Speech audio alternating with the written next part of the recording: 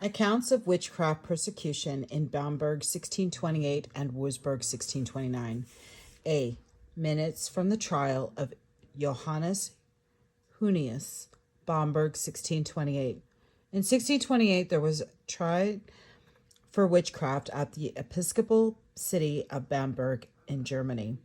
The Burgomaster Johannes Hunius, the minutes of the trial, in all respects a fair specimen of German witch trials, are as follows. On Wednesday, June 28, 1628, was examined without torture Johannes Hunius, Burgomaster at Bromberg, on the charge of witchcraft, how and in what fashion he had fallen into that vice. Is 55 years old, and was born in Niederweischitz in Waterloo. Says he is wholly innocent, knows nothing of the crime. He has never in his life renounced God.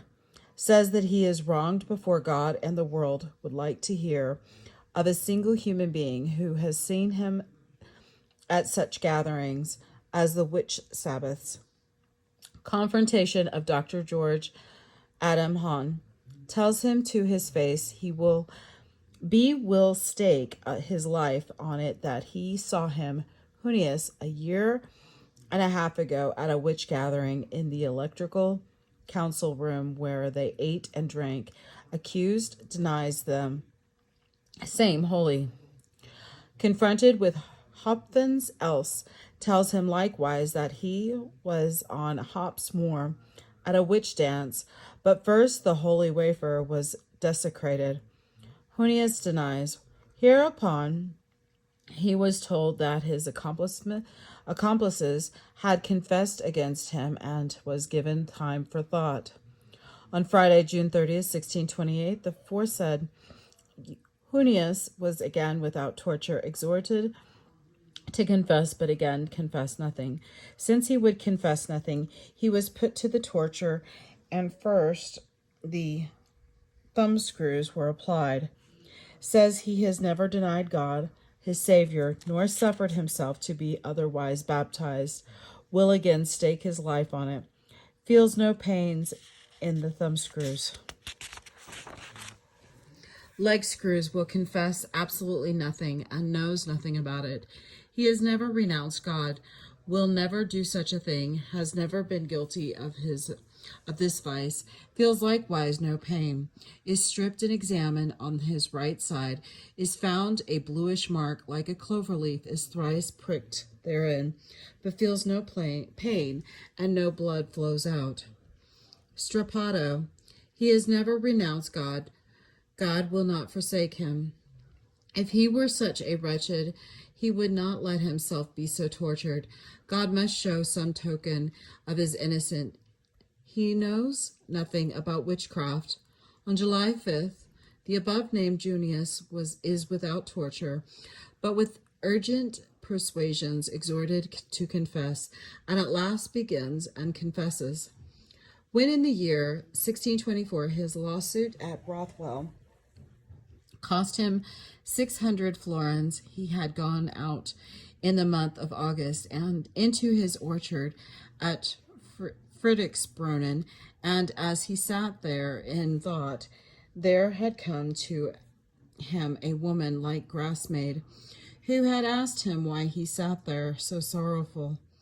He had answered that he was not despondent, but she had led him by seductive speeches to yield him to her will. And thereafter this wretch had changed into the form of a goat, which bleated and said, "Now you see with whom you have had to do.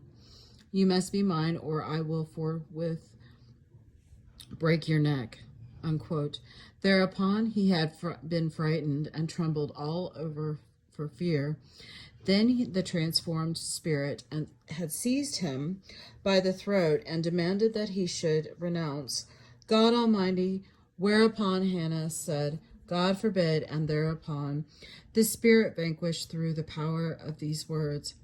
Yet it came straightway back brought more people with it, and persistently demanded of him that he renounce God in heaven and all the heavenly host, by which terrible threatening he was obliged to speak this formula, quote, I renounce God in heaven and his host, and will henceforth recognize the devils as my God, unquote. After the renunciation, he was so far persuaded by those present and by the evil spirit that he had suffered himself to be, quote, otherwise baptized, unquote, in this evil spirit's name. Christina Morahopton had given him a ducat, a dower gold, which afterward became only potsherd. He was then named Crix. His paramour he had to call Vixen. Those present had congratulated him in Beelzebub's name and said that they were now all alike. At this baptism of his, there were among others aforesaid Christina Moraputin, the young Geiserling, and Paul Glasser, and others. After this they had dispersed. At this time his paramour had promised to provide him with money, and from time to time to take him to other witch gatherings whenever he wished to ride forth. To the witch Sabbath, a black dog had come before his bed, which said to him that he must go with him. Whereupon he had seated himself upon the dog, and the dog had raised himself in the devil's name, and so had fared forth. About 2 years ago, he was taken to the electoral council room, at the left hand as one goes in. Above, at a table where were seated the chancellor, the burgomaster, Niederker, Dr. George Hahn, and many others. Since his eyes were not good, he could not recognize more persons. More time for consideration was now given him. On July 7th, the aforesaid Junius was again examined to know what further had occurred to him to confess. He confesses at about 2 months ago, on the day after an execution was held, he was at a witch dance at the Black Cross, where Beelzebub had shown himself to them all and said expressly to their faces that they must all be burned together on this spot, and had ridiculed and taunted those present. Of crimes his paramour had immediately after his seduction demanded that he should make away with his younger son, Hans George, and had given him for this purpose a gray powder. This, however, being too hard for him, he made away with his horse, a brown, instead. His paramour had also often spurred him on to kill his daughter, and because he would not do this, he had been maltreated with blows by the evil spirit. Once, at the suggestion of his paramour, he had taken the holy water out of his mouth and given it to her. A week before his arrest, as he was going to St. Martin's Church, the devil met him on the way in the form of a goat and told him that he would soon be imprisoned, but that he should not trouble himself. He would soon set him free. Besides this, by his soul's salvation, he knew nothing further. But what he had spoken was the pure truth. On that he would stake his life. On August 6, 1628, there was read to the aforesaid Junius this his confession, which he then wholly ratified and confirmed, and was willing to stake his life upon it. And afterward he voluntarily confirmed the same before the court. B. Letter to Johannes Hunius to Veronica Hunius, Bromberg, July 24, 1628. The following letter was secretly written in a quivering hand by Johannes Hunius to his daughter while he in the midst of his trial for the crime of witchcraft. Many hundreds, thousands, good nights, dearly beloved daughter Veronica. Innocent have I come into prison. Innocent have I been tortured. Innocent must I die. For whoever comes into the witch prison must become a witch or be tortured until he invents something out of his head, and God pity him, bethinks him of something. I will tell you how it has gone with me. When I was the first time put to the torture, Dr. Braun and Dr. Kotzendorfer and two strange doctors were there. Then Dr. Braun asks me, "Kinsman, how come you here?" I answered, "Through falsehood, through misfortune." "Hear you," he says, "you are a witch. You will confess it voluntarily. If not, will bring in witnesses and the executioner for you." I said, "I am no witch. I have a pure conscience in the matter. If there are 1,000 witnesses, I am not anxious, but I'll gladly hear the witnesses." Unquote. Now the chancellor's son was set before me, and afterward Hopfen else. She had seen me dance on Hopsmoor. I answered, "I have never renounced God, and will never do it. God graciously keep me from it. I'll rather bear whatever I must." Unquote. And then came also God in the highest heaven, have mercy, the executioner, and put the thumb screws on me, both hands bound together, so that the blood ran out of the nails and everywhere, so that for 4 weeks I could not use my hands, as you can see from my writing thereafter.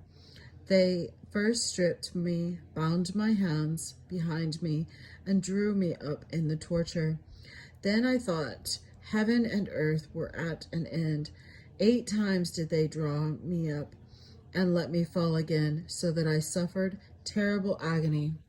And this happened on a Friday, June 30th, and with God's help I had to bear the torture. When at last the executioner led me back into prison, he said to me, "Sir, I beg you for God's sake, confess something, whether it be true or not. Invent something, for you cannot endure the torture which you will be put to. And even if you bear it all, yet you will not escape, not even if you were an earl. But one torture will follow after another until you say you are a witch. Not before that." Unquote. He said, "Will they let you go? As you may see by all their trials, for one is just like another." Unquote. And so I begged, since I was in wretched plight, to be given 1 day for thought and a priest. The priest was refused me, but the time for thought was given. My dear child, see in what hazard I stood and still stand. I must say that I am a witch, though I am not. Must now renounce God, though I have never done it before. Day and night I was deeply troubled, but at least there came to me a new idea. I would not be anxious, but since I had been given no priest with whom I could take counsel, I would myself think of something and say it. Were surely better that I just say it with mouth and words, even though I had not really done it.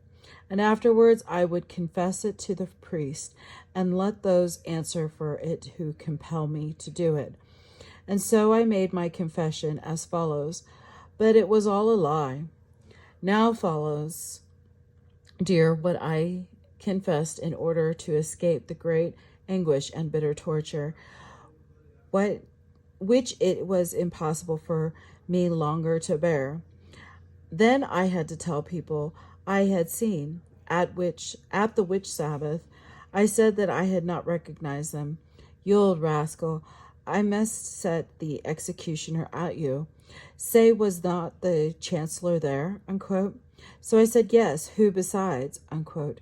I had not recognized anybody. So he said, "Take one street after another, begin at the market, go out on the one street, and back on the next." Unquote.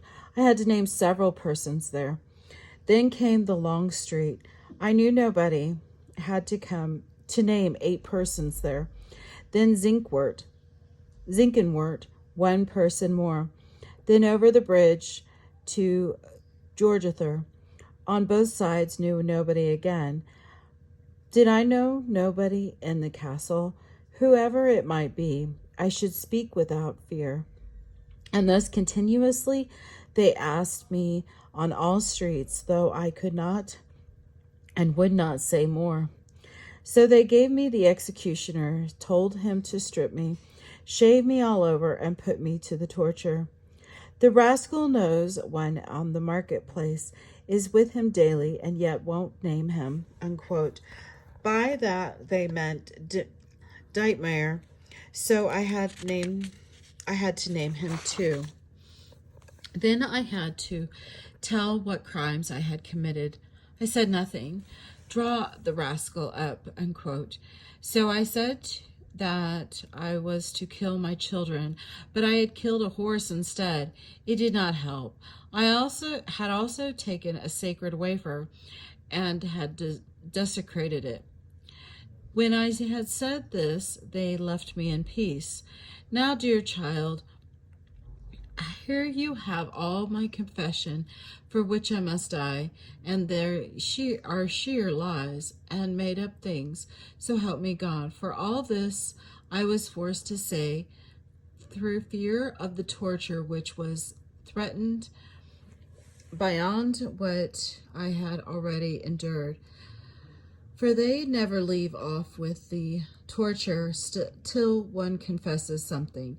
Be he never so good, he must be a witch. Nobody escapes, though he were an earl.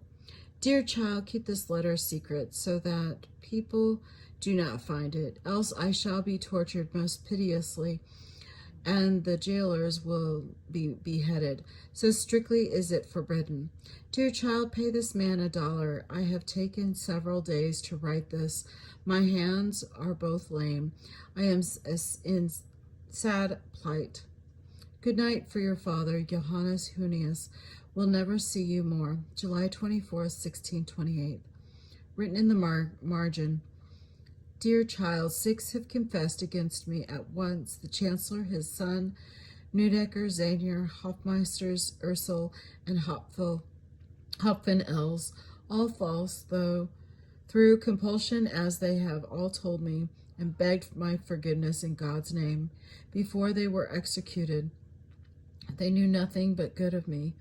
They were forced to say it, just as I myself was. Excuse me.